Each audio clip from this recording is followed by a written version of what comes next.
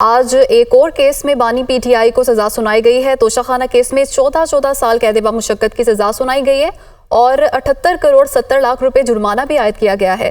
کس طرح سے دیکھتے ہیں آپ اس فیصلے کو؟ بسم اللہ الرحمن الرحیم۔ As you sow so shall you reap, جیسا کریں گے ویسا بھریں گے۔ میں یہ سمجھتا ہوں کہ آج کے اس فیصلے کے اوپر یہی محاورہ جناب صادق آتا ہے، اور جس انداز سے اس کیس میں آپ کو پتہ ہے، ابھی مجیب الرحمان شامی صاحب بھی آپ کے سامنے یہ ساری چیز بتا رہے تھے کہ زیادہ تر قانونی سے زیادہ، میرٹ سے زیادہ سیاسی پوائنٹ آف ویو سے پاکستان کے اندر کیسز کو چلایا جاتا ہے۔ لیکن میں یہ سمجھتا ہوں کہ اس کیس کے حوالے سے پاکستان کی تاریخ میں پہلی دفعہ ہوا کہ اونے پونے تحفے جو ہے وہ توشہ خانہ سے خرید کے اربوں روپے کی مالیت میں بیچے گئے، اور پھر وہ گھڑی بھی بیچ دی کہ جس کے اوپر خانہ کعبہ کی تصویر تھی، وہ گھڑی بھی بیچ دی کہ جو اس ملک کے حکمرانوں نے دی کہ جس ملک نے ہمیشہ پاکستان کی ڈوبتے وقت میں، برے وقت میں ساتھ دیا، 2-4 ارب ڈالر کا ادھار تیل دے کے، ہر قسم کی جناب فزیکل مانیٹری سپورٹ کر کے، ہمیشہ سعودی عرب کی وجہ سے پاکستان جناب کو سہارا ملتا ہے۔ اس ملک کے حکمرانوں کی طرف سے وہ تحفہ کہ جس کے اوپر خانہ کعبہ کی تصویر بنی ہوئی، اس خانہ کعبہ کی تصویر والی گھڑی کو اونے پونے خرید کے آپ نے کروڑوں اربوں کی مالیت میں بیچ دیا، تو آپ بتائیں کہ اس ملک کے اوپر، اس کے حکمرانوں کے اوپر کیا بیتی ہوگی۔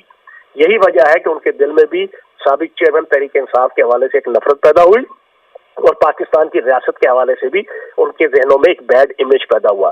تو اب اس پورے کیس کے اندر جس انداز سے صرف ایک توشہ خانہ کی گھڑی کی بات کریں، یہاں پہ تو یقین جانے میری جو انفارمیشن ہے کہ کچھ تحفے 1.5 ارب کے اور کچھ تحفے 4 ارب روپے کے بیچے گئے اور خریدے لاکھوں میں بھی نہیں گئے توشہ خانہ سے۔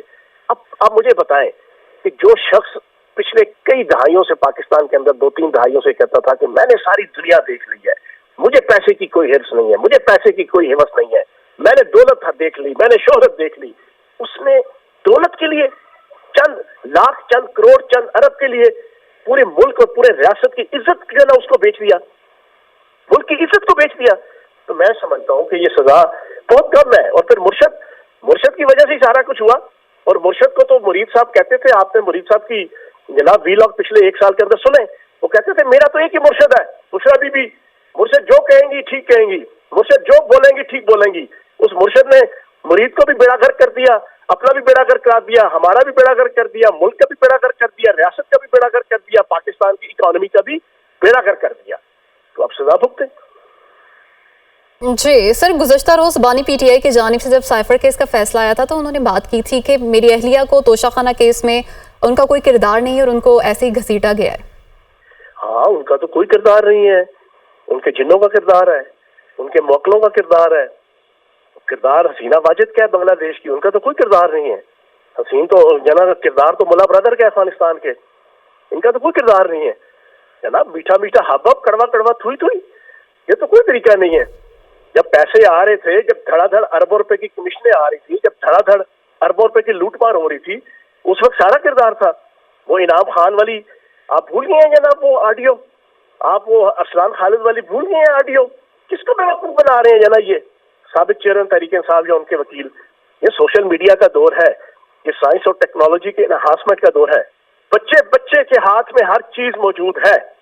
بچے کو پتا ہے توشہ خانہ میں کیا ہوا، بچے کو پتا ہے توشہ خانہ میں لوٹ مار کیسے ہوئی، بچے کو پتا ہے کہ پاکستان کی خزانے میں مرشد صاحب نے اپنے مرید کو ساتھ ملا کے اس انداز سے لوٹ مار کی، سب کو پتا ہے۔ اب یہ کہتے ہیں یار کہ ان کا کوئی قصور نہیں ہے، قصور پھر جناب بلے شاہ کا ہے، وہاں کے رہنے والے ہیں، ان کا قصور ہے نا، جنہوں نے کھائی گاجریں ان کے پیٹ میں مروڑ۔ جی سر، پولیٹیکل امپلیکیشنز کی ہم بات کر رہے تھے، آپ کیا سمجھتے ہیں اس فیصلے کے پی ٹی آئی کے جو ورکرز ہیں، جو ووٹرز ہیں، ان پر کیا اثرات ہوں گے؟ سر ان پہ اتنے اثرات ہیں کہ کل پورے کا پورا پاکستان باہر آ گیا، پوری کی پوری سڑکیں جناب بھر گئی، ہر طرف ساری سر نظر آ رہے تھے، ہر طرف جناب لوگوں نے گھروں میں بیٹھنا جناب منظور نہیں کیا، لوگوں نے جناب ٹینکوں کے نیچے لیٹ گئے، لوگوں نے کہا آج کے بعد پاکستان نہیں چلے گا، پاکستان چوک کر دیا، پاکستان کو بند کر دیا۔ کون سا یار رسپانس؟ چوری اور ڈکیتی کے پیچھے، ملک دشمنی کے پیچھے، ریاست دشمنی کے پیچھے پاکستان کی عوام نکلے گی باہر؟ 9 مئی کو کتنی نکلی تھی؟ ٹوٹل گن کے 53,000، یہ میں آپ کو ایگزیکٹ نیوٹرل فگر بتا رہا ہوں جو ایک ادارے نے جناب کیلکولیٹ کیا تھا پورے پاکستان میں کراچی سے لے کے خیبر تک چھوٹے بڑے ہر شہر اور ہر بستی میں جتنے جتنے لوگ نکلے ان کو ایگریگیٹ کیا, ان کو کیلکولیٹ کیا, ان کو پلس کیا 53,000 اس وقت. اب تو ایک بندہ نہیں نکلا باہر. ہاں سوشل میڈیا پہ جناب سارا دن بھاؤ بھاؤ بھاؤ بھاؤ بھاؤ بھاؤ یہ کرتے رہتے ہیں.